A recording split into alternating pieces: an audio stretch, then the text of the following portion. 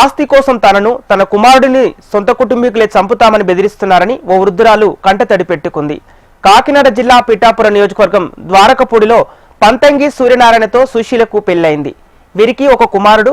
వివాహమైన కొద్ది సంవత్సరాలకే తన భర్త చనిపోవడంతో సొంత బంధువులే తనను కొట్టి గెంటేసి తన ఆస్తులను ఆక్రమించుకునే ప్రయత్నం చేస్తుందని బాధితురాలు ఆరోపించింది. తనకు న్యాయం చేయాలంటూ సీఎం చంద్రబాబు, పవన్ కళ్యాణ్ కు మీడియా ముందుకొచ్చి తన బాధను తెలియజేసింది. పవన్ కళ్యాణ్ గారు, మీకు నేను విజయవాడ 4 చుట్లు వచ్చాను, మీ కాగితాలు అప్పచెప్పానికి నాకు తిరిగి ఓపిక లేదు. నాకు న్యాయం చేస్తారని మీకు అందరికి, మీ మీడియా వాళ్ళకి నేను మొరబెట్టుకుంటున్నాను బాబు. నా మాట ఆలకించండి బాబు.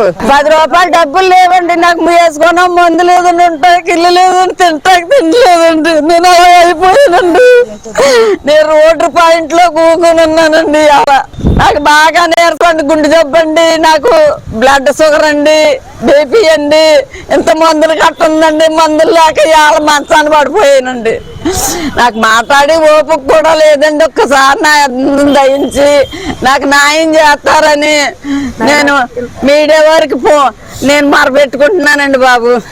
నాకు ఇప్పించండి.